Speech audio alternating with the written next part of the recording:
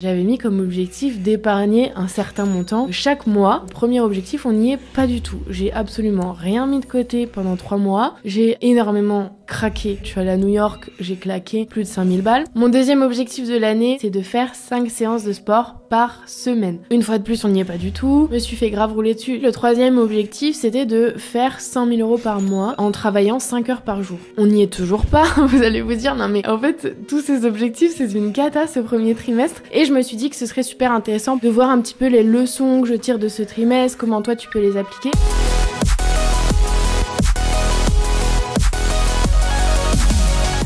Hello mes queens et bienvenue dans ce nouvel épisode du podcast Strong Girl Boss comme d'habitude, et je te répète à chaque fois, je suis trop contente de te retrouver aujourd'hui, et plus particulièrement parce que on est déjà en avril en fait. Il y a 3 mois qui sont passés comme ça. Honnêtement, moi je les ai pas vus passer, je sais pas toi. Mais voilà, ils sont bien là. Donc, ce que je te propose, c'est de faire, et je referai ça du coup tous les 3 mois sur ce podcast et sur ma chaîne YouTube. Je vais t'expliquer un petit peu comment on va s'organiser en termes de contenu. Mais là, tu n'es pas prête pour la quantité de contenu qui arrive, si j'arrive à m'y tenir. J'ai prévu de faire 4 vidéos YouTube par mois, donc une par semaine. On va voir si je m'y tiens, et toujours un podcast par semaine. Donc ça fait 8 contenus à forte valeur ajoutée pour toi, chez toi, comme ça, c'est cadeau.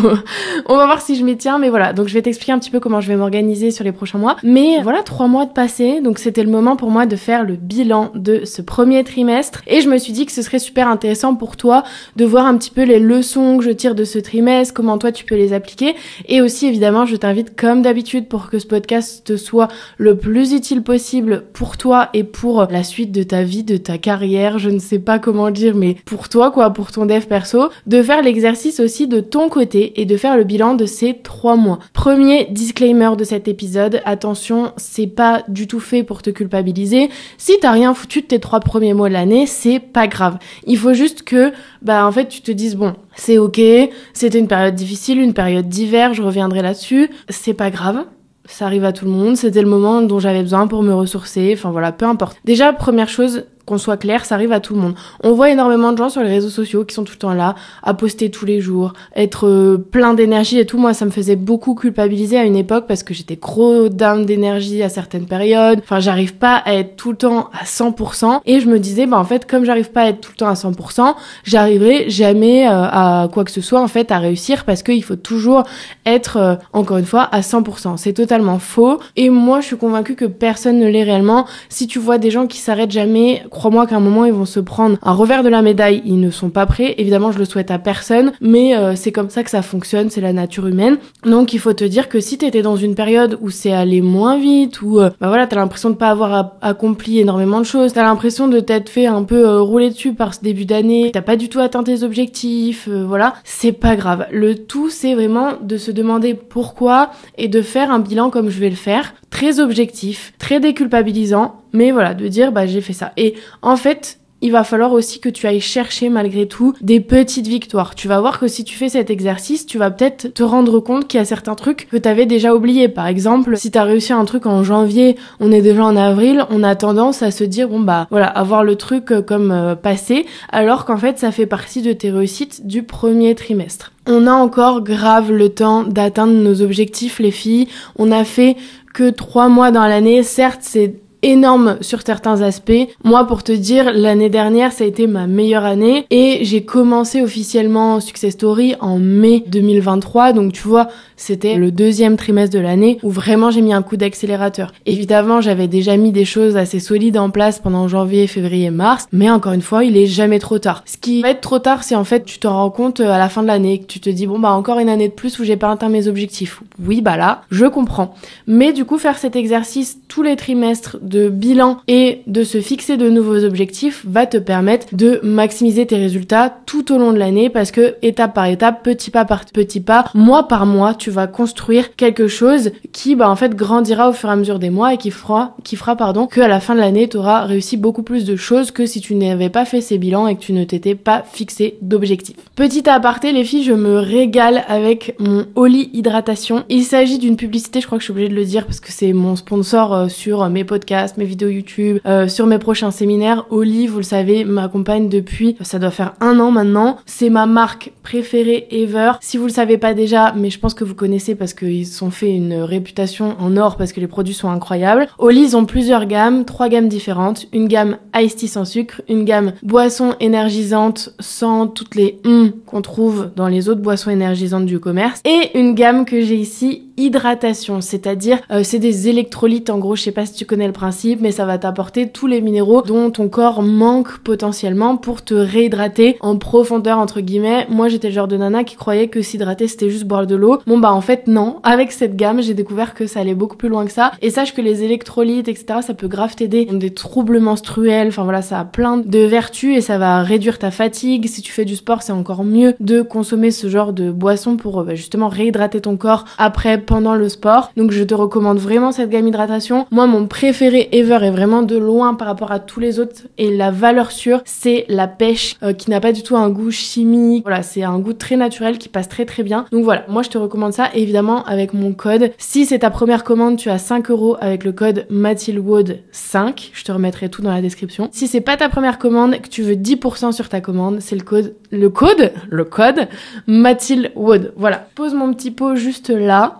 Et puis on est reparti, mais vraiment cette boisson pépite. Et en ce moment je la consomme tous les jours parce que je suis un petit peu sortie hier soir, donc je t'avoue que ce matin j'étais pas en grande forme, et je sais que de boire ça tous les jours, pareil, si t'es comme moi, que t'aimes bien faire la fête, tu te déshydrates à toutes tes soirées à cause de l'alcool, à cause de le fait que t'es fatigué aussi. Donc le lendemain de soirée, cette boisson là elle va te requinquer. Tu n'es pas prête, ma queen. Bref, parenthèse fermée, quand j'ai écrit cet épisode, j'ai trouvé des trucs de dingue, tu vas voir. Enfin genre vraiment j'essaie de plus en plus, même si ça me prend du temps et que des fois je peux pas aller jusqu'au bout du truc, mais j'essaye de plus en plus de vous documenter mes épisodes de podcast, d'apporter des sources différentes que juste ma propre expérience. Et en fait je me suis posé la question parce que vraiment j'ai l'impression que de janvier à fin mars c'est passé en 3 secondes et demie. Je n'ai pas vu mes 3 premiers mois de l'année passer, et je me suis dit c'est quand même dingue cette notion de des fois on a l'impression que le temps passe super vite et des fois que ça passe super lentement. Et je me suis posé la question de savoir est-ce qu'il y a une raison à ça. Mais peu importe que je trouve que le temps passe vite ou passe lentement, j'ai toujours cette peur en fait de manquer de temps, que le temps passe trop vite et que j'ai pas le temps de tout faire. Tu sais, c'est cette fameuse expression on a que 24 heures dans une journée, je pourrais jamais tout faire, nanana. Et on se met une pression. D'ailleurs je t'en reparlerai, moi je me suis pas rendu compte de toute la pression que je me suis infligée au cours de ce trimestre, et vraiment j'étais dans cette quête perpétuelle de gagner du temps, optimiser mon temps et toujours avoir l'impression d'en manquer peu importe ce que je fais. Et en fait j'ai trouvé un truc très vrai, c'est que selon l'écrivain Paul Valéry, et je me souviens de cet auteur quand j'étais en classe préparatoire, et je me souviens qu'il m'avait marqué, alors je sais plus pourquoi, mais quand j'ai revu ce nom-là, je me suis dit mais lui en fait il a déjà dit des trucs où j'ai été d'accord avec lui. Du coup selon l'écrivain Paul Valéry, l'homme moderne a de plus en plus de mal à vivre sereinement le passage du temps parce qu'il veut perpétuellement atteindre un point d'arrivée et aussitôt remplacé par un autre. Dans son raisonnement, puisque la modernité ne valorise que l'homme pressé, celui qui repose dans la félicité du moment présent est d'emblée considéré comme ne faisant rien. Nous ne supportons plus la durée, nous ne savons plus féconder l'ennui, notre nature a horreur du vide, ce vide sur lequel les esprits de jadis savaient peindre les images de leurs idéaux, leurs idées. En gros, il explique, mais je pense que t'as compris ma queen, il explique que en fait, dans notre époque, on est tout le temps en train de chercher la ligne d'arrivée, de se mettre un objectif et de vouloir direct s'en placer un autre et un autre et un autre, et on court en fait toujours après le temps sans profiter de l'instant présent, du moment présent, qui est ce moment-là où on est les plus créatifs, où on peut se laisser le temps de réfléchir, de se poser. Et c'est super intéressant parce que ce sera l'épisode de la semaine prochaine où je te ferai un petit bilan de ma semaine de vacances que j'ai pris, de ma semaine de repos, ce que ça m'a apporté, comment je me suis sentie, quelles actions j'ai mis en place pour me reposer plus, prendre soin de moi pendant cette semaine pour revenir en force. Je pense que ça pourra grandement t'aider si tu en ressens le besoin. Mais voilà, ça a résonné de ouf en moi cette phrase. Et encore une fois, il n'y a pas vraiment de leçon à ça, c'est juste le le conscientiser et se dire qu'en fait c'est notre société qui nous pousse à toujours être au maximum de notre énergie, à toujours optimiser notre temps et à voir le repos comme quelque chose de mal. C'est à cause de ma prépa en fait que je me suis mis dans ce mood là. C'est que quand t'es en classe préparatoire, tu dois tellement travailler et en fait tu peux tellement pas travailler 24/24 que quand tu travailles pas, tu cherches des moyens d'optimiser ton temps de repos pour toujours apprendre quelque chose, pour toujours progresser, pour toujours devenir une meilleure version de toi et pour te dire en fait je culpabilise pas de regarder une série Netflix parce que je la regarde en anglais sans sous-titres, donc je travaille mon anglais et puis je vais m'endormir avec un podcast géopolitique, comme ça peut-être quand je me réveillerai je serai plus intelligent et on me dit que quand j'écoute des trucs quand je me couche ou quand je lis des trucs quand je me couche, on retient mieux et puis je vais m'acheter des livres que de développement perso ou des livres d'histoire ou des autobiographies, comme ça je vais apprendre des choses. Enfin vraiment t'es tout le temps dans ce mood, je ne peux pas juste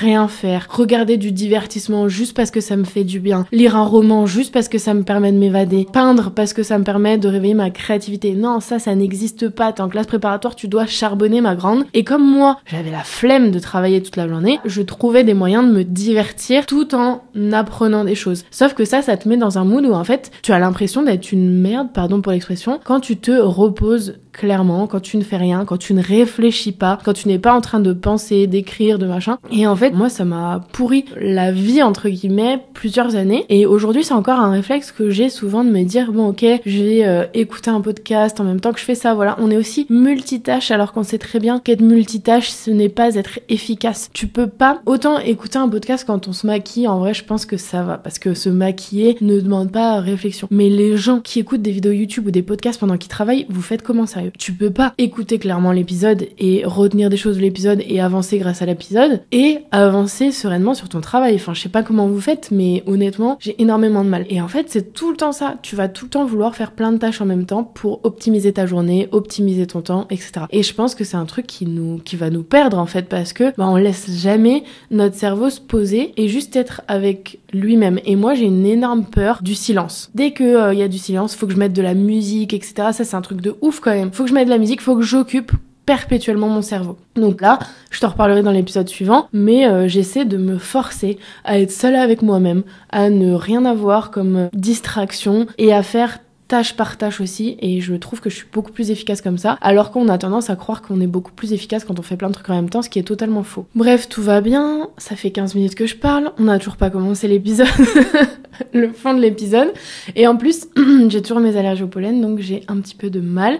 Je vais boire un petit coup et on va y aller tranquillement. En gros, pour te remettre le contexte et pour mieux comprendre, il faudra quand même, je pense, que tu ailles regarder, si ce n'est pas déjà fait, ma vidéo YouTube qui s'appelle Mes objectifs 2024 plus to do pour réussir le mois de janvier. Je te remettrai le lien encore une fois. Mais en gros, cette vidéo, je l'ai fait le 1er janvier, je l'ai tournée le 1er janvier pour t'expliquer mes objectifs de l'année. Donc j'ai noté mon année précédente en fonction de certaines thématiques qui sont les thématiques santé, business, finance et développement personnel. Je les ai pas dit dans l'ordre, mais c'est pas grave. En gros, j'avais trouvé que ces 4 thématiques collaient très bien. Après, tu peux rajouter des trucs plus personnels comme tes relations, enfin voilà, ta vie pro, etc. Ta vie perso, pardon. Moi, je l'avais pas fait parce que quand je vous partage les choses, j'ai pas envie de vous partager forcément ma vie perso. Mais voilà, sache que tu peux rajouter cette catégorie-là. Et donc, dans cette vidéo, j'avais noté mon année précédente et je m'étais mis des objectifs pour cette année dans chaque catégorie. Et donc, ce mois-ci, j'ai pris ces objectifs et je me suis dit, ok, où est-ce que j'en suis à ce niveau-là? Et d'ailleurs, je t'invite à aller voir ma prochaine vidéo YouTube qui va sortir où je te donne une nouvelle méthode que je mets en place pour atteindre mes objectifs plus facilement, parce que tu vas le voir dans cet épisode, je n'ai pas atteint mes objectifs. Après ça va, il me reste encore plus de la moitié de l'année pour le faire, mais voilà, j'y suis pas du tout, donc je me suis dit ok, il y a un problème dans l'histoire, c'est que je me fixe des objectifs mais je mets pas en place de système pour traquer, etc. Donc c'est ce que je vais te partager dans ma prochaine vidéo YouTube, la méthode qui, je l'espère, va nous permettre d'atteindre plus nos objectifs pour le prochain trimestre. Mais dans cet épisode, on va se concentrer seulement sur le bilan de ce trimestre et les leçons que j'en ai tirées par catégorie. Du coup, on commence par la catégorie finance. Et si tu te rappelles, j'avais mis comme objectif d'épargner un certain montant que je veux pas diffuser chaque mois pour à la fin de l'année avoir un certain montant de côté d'épargne pour pouvoir potentiellement investir, avoir un apport pour un investissement immobilier ou autre, mais bref, avoir vraiment une épargne assez solide d'ici la fin de l'année. Premier objectif, on n'y est pas du tout. J'ai absolument rien mis de côté pendant 3 mois. J'ai absolument énormément craqué ma thune, soyons clairs. Déjà, comme je te l'ai dit dans les précédents épisodes, je suis allée à New York, j'ai claqué plus de 5000 balles. Donc évidemment que ce mois-là, je n'ai pas mis de côté. 5000 balles juste à New York, donc le reste du mois, t'as capté. Donc j'ai pas mis de côté ce mois-là. Février-mars, je vais t'expliquer, mais franchement, je me suis pas du tout mis d'objectif. Enfin voilà, février, j'ai quand même bien avancé sur mon business, comme je te l'ai dit dans le dernier épisode. J'ai eu un gros mois de février en termes de chiffre d'affaires et j'ai mis plein d'actions en place dans mon business, donc je suis assez fière de moi. Mais pour tout ce qui est du reste, tu vas le voir, le sport, l'alimentation, les finances, je me suis mais pas du tout disciplinée, pas du tout organisée. J'avais tout simplement pas d'objectif, donc je risquais pas de les atteindre. Qu'on soit clair, moi je suis là pour être 100% transparente avec toi dans ces épisodes. Donc les finances, on n'y est pas du tout. J'ai dépensé énormément d'argent. Là, j'ai acheté une montre, d'ailleurs je l'adore. Si tu me regardes, la voici, elle est incroyable. J'ai acheté une montre, j'ai acheté des Doc Martens, donc tu vois, c'est 200 balles par-ci, 200 balles par-là. Des Doc d'ailleurs qui me défoncent les pieds, mais je les adore, elles sont trop belles, donc je vais souffrir en silence. J'ai acheté quoi d'autre? J'ai fait plein de commandes en ligne là pendant mes vacances. Ça, c'est l'enfer. Les vacances, c'est un bourbier. Moi, je suis sur mon téléphone, j'achète en fait. Heureusement que le reste du temps, je suis pas sur mon tel quand je travaille, parce que laisse tomber les commandes et à la fin du mois, le montant que j'aurai en commande en ligne. Je suis une victime du marketing, y a pas. J'ai fait une commande à Romazone là, je suis allée chez Sephora, la nana de Sephora, elle me voit arriver, elle doit se dire yes, let's go, celle-ci elle est pour moi. Elle me dit ah bah ça irait bien, puis ça. Je ressors, j'ai acheté tout le magasin alors que je sais pertinemment que je me servirais pas de la moitié. Bref, tout va bien et que j'ai une peau ultra sensible, donc la moitié des produits je les supporte pas. Je t'avais dit les trucs Drunk Elephant, j'ai fait des réactions, laisse tomber. Bref, là j'ai acheté le mascara Dior, bon il est bien, ça me fait des beaux cils. Dis-moi que ça me fait des beaux cils dans les commentaires, sinon je vais me vexer. Ça me fait des beaux cils, mais il est 4 fois plus cher que le Maybelline que je mets depuis que je suis au lycée, et pour le même résultat je trouve. Donc honnêtement, je suis une victime du marketing, j'ai dépensé énormément, mais j'ai analysé pourquoi, et ça va être la leçon sur cette thématique de finance que je voulais te partager dans cet épisode. Ah oui, petit truc avant. Évidemment, ne prends pas exemple sur moi. Là, j'ai fait beaucoup de dépenses parce que je peux me le permettre et parce que voilà, c'est un moment de ma vie où je peux me le permettre et j'ai déjà de l'épargne de côté. Je te dirais pas ça si j'avais 0 thune de côté, je flamberais pas toute ma thune. Et d'ailleurs, quand j'avais pas encore d'argent, quand j'ai commencé et que j'étais à 2-3 000 euros de chiffre d'affaires par mois, ce qui est déjà très bien, je traquais toutes mes dépenses. J'avais des tableaux Excel où chaque dépense était catégorisée par thématique, genre les transports, il y avait l'essence, quand je louais des voitures, l'assurance, tout ça c'était dedans. Ensuite, je notais toutes mes dépenses, resto, bouffe et tout, c'était tout catégorisé, hop, j'avais le total. Ensuite, je notais toutes mes dépenses, genre vraiment vêtements, cosmétiques, etc. Hop, c'était catégorisé. En fait, toutes les dépenses, Deliveroo, vêtements, etc., je réduisais tout au max. Et je dépensais que dalle à part le nécessaire, c'est-à-dire la bouffe et quelques sorties quand même entre amis parce que j'ai toujours aimé sortir avec mes amis. Je préférais ne pas m'acheter de fringues plutôt que ne pas sortir avec mes potes. Pour te dire que c'est pas du tout un exemple à suivre si t'es pas encore en liberté financière entre guillemets et que je n'ai pas toujours été comme ça et que j'ai eu une période où vraiment je traquais toutes mes dépenses pour mettre le plus possible de côté pour pouvoir ensuite investir. Et c'est comme ça que j'ai réussi à mettre mes 6 000 euros de côté et que j'ai investi dans un coaching one-one qui m'a permis d'exploser et d'avancer beaucoup plus vite sur mon offre Success Story. Donc c'est vraiment ce que je te recommande si t'es pas super à l'aise, c'est pas du tout de faire des dépenses comme je te l'ai dit et de prendre exemple sur moi, mais au contraire de traquer un petit peu ce dont tu n'as pas forcément besoin et de mettre ce budget dans un budget épargne, investissement en toi. Et à partir du moment où tu vois une formation qui te plaît ou une coach qui te plaît, une mentor et que t'as l'argent pour, tu te lances. Et en vrai, tu vas voir que quand tu mets des sous de côté pour investir en toi, c'est beaucoup plus facile de te limiter un peu sur des trucs qui n'ont pas d'intérêt, plutôt que quand c'est pour épargner au cas où, ou épargner pour des vacances, c'est bien, mais à un moment, si tu fais pas de blé, ta priorité c'est déjà de faire de l'argent, et ensuite t'inquiète pas que tu pourras partir en vacances quand tu veux. Voilà, donc c'était le petit disclaimer pour te dire de surtout pas prendre exemple sur moi. Moi là, j'ai cramé parce que je pouvais me le permettre. Je vais me remettre un peu dans le droit chemin parce que je considère que surconsommer, ça ne sert à rien. Mais voilà, c'était un moment de ma vie où pas j'en avais besoin, mais mon cerveau voulait me faire croire que j'en avais besoin. J'en arrive à la leçon que j'en ai tirée. C'est ma nouvelle coach Ophélie. D'ailleurs, je t'invite à aller la suivre. C'est une nana en or. C'est @moveyourask sur Instagram. Vraiment, elle donne des conseils tellement puissants, t'as pas idée. Et en fait, elle m'a fait réaliser lors de notre premier coaching que ce comportement de dépense était lié à la période que je traversais à ce moment-là et qui m'a du coup poussée à prendre des vacances. En gros, j'étais en épuisement professionnel, si on peut dire. Et du coup, j'ai réalisé que tous mes comportements qui sont revenus depuis décembre, c'est-à-dire sortir beaucoup, coup reboire de l'alcool, refaire la fête, avoir du mal à me concentrer longtemps, à travailler, dépenser énormément, aller faire du shopping, etc. Tout ça, c'était lié à cet épuisement professionnel parce qu'en fait, je vais t'expliquer, je l'explique beaucoup moins bien qu'elle, donc c'est pour ça encore une fois je t'invite à aller la suivre. Mais en gros, moi j'ai des pics d'énergie de ouf, je me crame et ensuite j'ai des downs de ouf parce que je me suis cramée. C'est pour ça que je me suis arrêtée et que j'essaye de retrouver un équilibre en ce moment pour ne pas cramer toute mon énergie quand j'en ai et pour ne pas être dans des grosses périodes de down. Et en fait, dans ces périodes de down, du coup, comme mon corps ne peut plus, par exemple, avoir des grosses performances sportives, il y a eu tout un moment en mars où j'arrivais plus à aller au sport, j'étais épuisée, j'étais malade tout le temps, etc. Donc plus de sport et j'avais beaucoup de mal à travailler, je trouvais plus de sens à mon travail, j'avais la flemme d'aller au bureau, j'arrivais pas à me concentrer plus de 2 heures, etc. Donc en fait, comme mon corps n'avait plus l'énergie pour faire ça, et donc j'avais plus l'adrénaline de quand tu vas au sport et que t'es content de tes performances, t'as des grosses perfs, ou l'adrénaline de quand tu travailles et t'atteins tes objectifs en termes de travail et voilà, et tu te sens bien.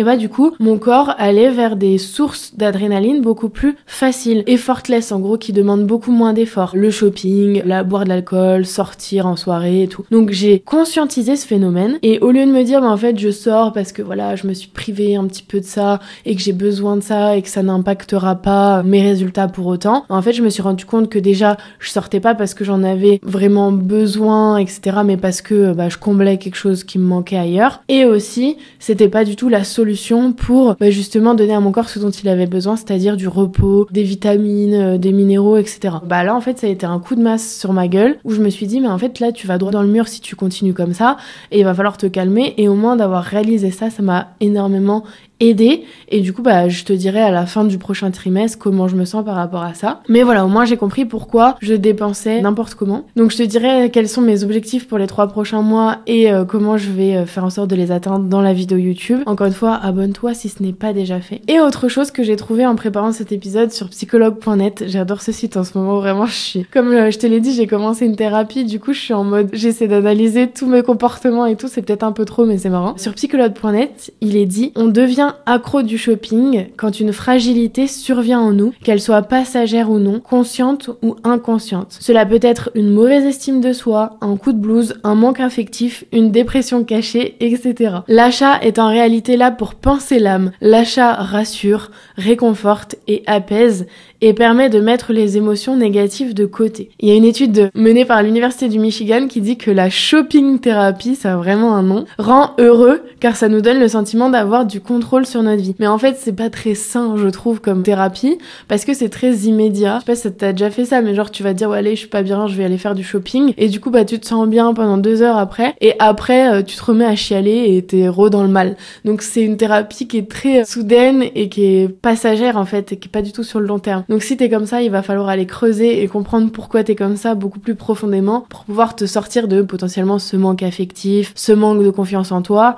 qui fait que tu vas te réfugier un petit peu dans les dépenses et dans le shopping. Bon, c'est pas très joyeux comme truc, mais encore une fois, je me dis que la première étape c'est de se rendre compte de ça et ensuite ça permet d'avancer et de trouver des solutions pour avancer. Mon deuxième objectif de l'année, c'est un objectif santé, je te l'avais dit, c'est de faire 5 séances de sport par semaine. Donc à la base, j'avais dit je fais 2-3 séances de renfo et 2 running ou l'inverse, enfin 2 runs et ou l'inverse. Bon, une fois de plus, on n'y est pas du tout. Je me suis fait grave rouler dessus. J'ai bien repris en janvier, je crois, j'étais à 2 séances de renfo par semaine parce qu'avec mon coach, on n'a pas trop réussi à caler plus. Je crois qu'il y a une semaine, on en a fait 3, mais bon voilà, c'est toujours un peu compliqué, donc 2, ça reste quand même pas mal. Donc là-dessus, j'ai été assez régulière en début de trimestre et j'ai testé le running, 4 séances, je pense, mais pas plus. Mais c'était assez compliqué pour moi, enfin ça m'a fait du bien de ouf, mais j'y suis pas du tout retournée après sur la moitié du trimestre parce que j'ai eu mes allergies pollen qui durent encore, là j'en peux plus. J'ai été, franchement, dès mi-février, j'avais mes allergies, je suis trop la mort. Donc ça, et le temps de merde, enfin chez moi, il pleut en ce moment, tous les jours, c'est l'enfer. Donc soit il fait trop beau et je me prends le pollen en pleine face, soit il fait un temps de merde, il pleut. C'est des excuses, j'en ai clairement conscience. J'avais pas envie de retomber malade en sortant quand il pleut, etc. Donc j'avoue que j'ai un petit peu abandonné ça et je me suis dit je reprendrai quand il fera un peu meilleur et je vais voir si avec mes antihistaminiques et tout ça passe pour le pollen. Et je veux vraiment tester de courir avec mon chien, donc je garde ça dans un coin de ma tête. Mais c'était un peu ambitieux de faire 3 séances de run par semaine alors que je commençais de 0. Je te redirai ça dans la vidéo YouTube, mais je pense intégrer des séances plus douces à ma semaine, comme le yoga, le pilates, je pense que j'en ai vraiment besoin et que ce sera très complémentaire avec du renfo et du run qui pourront me mener à 5 séances par semaine. Donc je ne désespère pas, mais on n'y était vraiment pas du tout. Donc encore une fois, si toi t'es un peu pareil, ne culpabilise pas. Je me dis que ça va être beaucoup plus facile là avec la période qui arrive, les jours qui rallongent. Enfin franchement, ça me rend heureuse de voir que le matin et le soir il fait jour tôt et tard. J'ai l'impression qu'on gagne du temps dans nos journées et donc je pense que je pourrais beaucoup plus facilement intégrer du sport, sachant que moi j'adore faire du sport très tôt le matin et que l'hiver ça reste quand même assez compliqué. Donc là on va voir comment je m'organise, mais je me dis que c'est quand même la bonne période et qu'il n'y a pas de raison. Et puis il y a un petit peu l'objectif de l'été du maillot de bain qui nous permet aussi de nous motiver, soyons clairs. Et en vrai je t'avoue que cet objectif santé c'est archi difficile pour moi, tu vois, de me rendre compte que j'arrive pas à l'atteindre parce que il y a toute une période quand j'étais en stage de fin d'études à Canal+, j'étais à 4 séances de crossfit par semaine. Enfin tu vois, quand je suis revenue à Dijon et que je travaillais en agence, pareil, j'étais à 4 séances.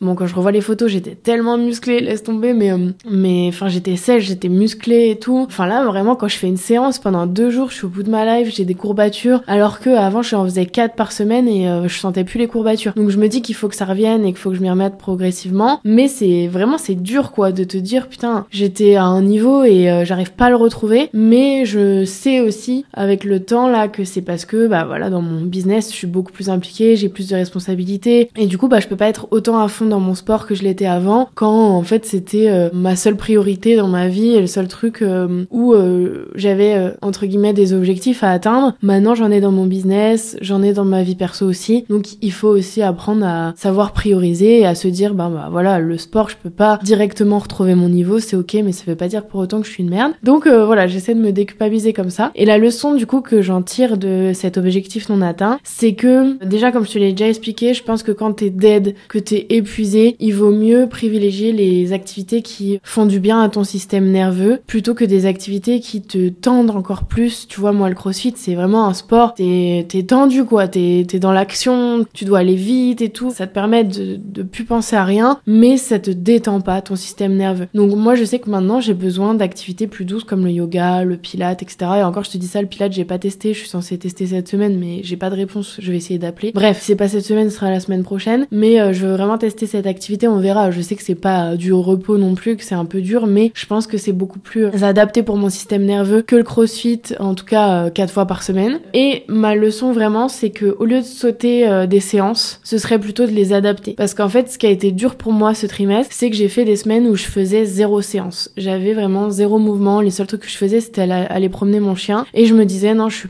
trop fatiguée et je voyais la séance comme quelque chose qui allait me fatiguer encore plus parce que j'ai toujours eu l'habitude de mettre énormément d'intensité dans mes séances de sport récemment, enfin dans les dernières années là, et du coup je vois ça en ce moment comme le truc qui va encore plus me dead, alors qu'en fait je pense qu'il faut juste adapter la séance en fonction de ton énergie et que t'es pas obligé à chaque fois de soulever ultra lourd, mais juste te mettre en mouvement, ça va faire du bien à ton corps et à ton esprit. Et ça paraît évident quand je le dis, mais pour le coup ce trimestre là j'ai pas appliqué ça, je me suis retrouvée avec des semaines sans entraînement du tout et du coup quand j'y retournais c'était encore plus dur, je me tapais des courbatures etc. Alors que si j'y étais allée même avec moins d'intensité, mon corps aurait bougé et j'aurais été moins dans le mal, j'en suis convaincue. Donc pour ce trimestre je veux pas du tout sauter de séance, je veux pouvoir dire à mon coach Val, si tu m'écoutes, aujourd'hui je me sens pas ouf, on va adapter. Et en plus je sais que lui est clairement dans cette démarche, qu'il y aura aucun souci, donc c'est à moi de me dire j'y vais et j'adapte et c'est pas grave. Et en fait c'est comme ça que je vais réussir à retrouver mes performances plutôt que de sauter les séances une fois sur deux, etc. Ensuite le troisième objectif c'était de faire 100 000 € par mois en travaillant 5 heures par jour. On n'y est toujours pas,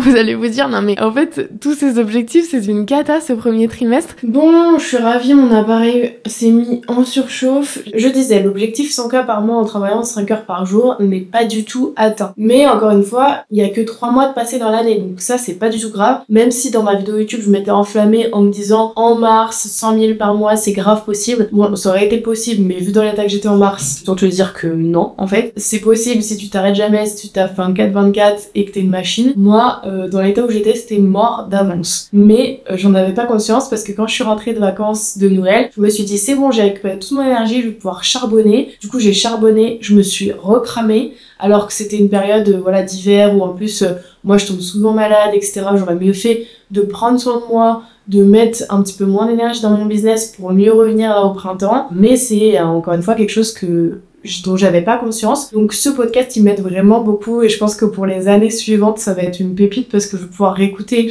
mes bilans et me dire ok, cette fois tu ne feras pas la même erreur avant de commencer ton trimestre. Donc voilà. Mais j'ai fait 50 000 euros. Je te l'ai dit dans l'épisode précédent en février, sur mon lancement de février. Du coup, c'est la moitié de l'objectif, donc je suis très très contente. C'est déjà énorme, on n'est même pas à la moitié de l'année, donc c'est très bien. Le seul truc, c'est que du coup, mars, j'ai mis tellement d'intensité en février que mars, j'étais out, donc j'ai fait rentrer personne. Donc au final, quand tu lisses mon chiffre d'affaires sur les 3 mois, on n'est pas à 50 000 par mois, soyons clairs, mais j'ai quand même fait une ouverture de place à 50 000. Je suis très contente de ça. Et voilà, c'est en bonne route pour les 100 000. Et je sais quelle stratégie je vais mettre en place pour atteindre les 100 000. En tout cas, c'est en train de se construire dans ma tête. C'est beaucoup plus clair dans mon esprit grâce à la semaine de vacances que j'ai passée. Et du coup, je te ferai évidemment un petit épisode de podcast dans quelques mois pour te dire comment je suis passée de 50 000 à 100 000 par mois parce que je sais que je vais le faire peu importe le temps que ça prendra et je te partagerai comme d'habitude toutes les coulisses et toutes les stratégies que j'ai mises en place. Donc voilà, je suis quand même contente sur cet objectif business. J'ai pas travaillé 5 heures par jour mais je sais pas combien de temps clairement je travaillais par jour. J'ai pas eu l'impression de m'épuiser alors que j'étais épuisée, donc il faut que je traque beaucoup plus que je fais. Là, je traque le nombre d'heures que je passe par jour depuis le début de la semaine et je veux vraiment avoir de la data sur ce point-là de combien d'heures je travaille par jour, combien de jours par semaine, etc. Parce qu'aujourd'hui j'en ai aucune idée et c'est vraiment un objectif que j'ai de travailler moins mais beaucoup plus efficacement. Là évidemment il faut que je prenne le temps de me remettre, de retrouver mon équilibre, mais c'est quelque chose que j'aimerais bien atteindre à la fin du trimestre. Même si pour mettre en place mes nouvelles stratégies, il va quand même falloir que je mette un peu d'énergie, donc on va voir comment ça se passe. Mais je reste contente et c'est quand même une très très belle réussite. La leçon que je tire de cet objectif, c'est qu'encore une fois, il n'y a pas de ligne d'arrivée, il n'y a pas d'urgence, il faut savoir s'écouter. Certes, se mettre des gros objectifs, c'est bien, et je suis convaincue que si je m'étais pas mis l'objectif de faire 100 000 en mars, j'aurais pas fait 50 000, parce qu'en fait, tu passes moins à l'action, et j'aurais moins cherché des moyens de faire plus de chiffre d'affaires que si je m'étais pas mis d'objectif ou un objectif trop facilement atteignable. Donc là, je sais que j'ai jusqu'à la fin de l'année pour atteindre cet objectif, donc c'est grave possible. Il faut que je m'écoute et pas que je me dise il faut que je le fasse le mois prochain. Il n'y a pas d'urgence. Moi, je préfère largement, et c'est la plus grosse leçon que j'ai tirée de ce trimestre, je préfère largement aller moins vite mais durer plus longtemps que me cramer. Et ça, c'est grâce à Ophélie que je l'ai réalisé. C'est qu'en fait, j'ai pas envie de faire 100 000, 1 million cette année, et l'année prochaine, de devoir tout arrêter parce que je suis complètement cramée, que je deviens complètement fêlée, que je suis épuisée, que je suis en burn-out et tout. Donc ça, c'est pas du tout mon objectif. Donc encore une fois, si j'arrive à atteindre cet objectif des 100 000 par mois cette année, c'est incroyable et c'est grave possible. Si j'y arrive pas, c'est pas grave, j'ai l'année prochaine pour le faire et l'année d'après pour le refaire. Donc tout va bien. Le but, c'est de s'écouter et de trouver l'équilibre en fait entre se fixer des objectifs qui nous permettent d'avancer, mais quand même s'écouter et prendre soin de nous parce que ça reste le principal et que sans notre corps et notre esprit, on n'avance pas et on ne fait rien. Et mon dernier objectif pour finir ce podcast, c'était l'objectif dev perso et j'avais mis trouver une mentor anglophone. Un ou une mentor anglophone parce que je me disais, faut que je passe au step supérieur et que aux States ou en Angleterre, ils ont toujours un peu de l'avance sur nous, donc ça peut être intéressant. Et au final, bon, on verra dans l'année, peut-être que j'y passerai. Mais là, du coup, comme je t'ai dit, j'ai pris le coaching avec Ophélie sur 6 mois. Elle va être dans mon business avec moi, elle va grave m'aider à structurer, à prendre les décisions, à gérer mes équipes, à suivre les projets, etc. Parce que moi, là, c'est des nouvelles problématiques que j'ai de management, de gestion de multiples projets, etc. Et des thématiques plus perso, de mindset, de gestion de mes émotions, de gestion du stress, etc. Donc on va grave avancer là-dessus, donc je suis grave contente et je t'expliquerai dans la vidéo YouTube, mais c'est le seul objectif où je vais pas me mettre de sous-objectifs pour le prochain trimestre parce que je considère que je fais déjà beaucoup et que c'est très bien comme ça. J'ai commencé aussi, je te l'avais dit, une thérapie. Donc voilà, entre la thérapie et le coaching business, c'est des gros investissements que je fais sur moi et je sais qu'ils vont me payer de ouf parce que en seulement quelques séances de l'un ou de l'autre, j'apprends à me connaître et j'avance déjà énormément et je me sens beaucoup plus sereine grâce à ça. Donc la petite leçon, le petit conseil que je peux te donner, c'est fais-toi accompagner, je te le dis à chaque épisode quasiment, mais c'est indispensable pour réussir, pour avancer, pour apprendre à te connaître, pour gagner des compétences. Fais-toi accompagner par une coach, par une mentor, quelqu'un qui t'inspire, quelqu'un qui peut t'aider à avancer sans te mettre pour autant trop de pression, mais en fait juste avoir un regard extérieur sur toi et sur ton business et sur ta création de contenu, enfin peu importe, ça aide énormément et ça peut vraiment en fait te faire exploser sans que tu t'en rendes compte. Enfin, exploser dans le bon sens du terme, quoi. Ça peut te faire avancer 15 fois plus vite d'être accompagné. Donc c'est vraiment ma leçon à ce niveau-là en termes de dev perso de ce trimestre. C'est que je suis trop fière de moi, de me faire accompagner, d'investir en moi, encore une fois, c'est toujours pareil, d'apprendre à mieux me connaître. Et je considère que, en fait, dans notre vingtaine, c'est le moment ou jamais d'apprendre à se connaître réellement, pouvoir ensuite être beaucoup plus sereine et saine, en fait, avec les autres et dans nos relations. Donc voilà, je vais terminer cet épisode sur cette note-là.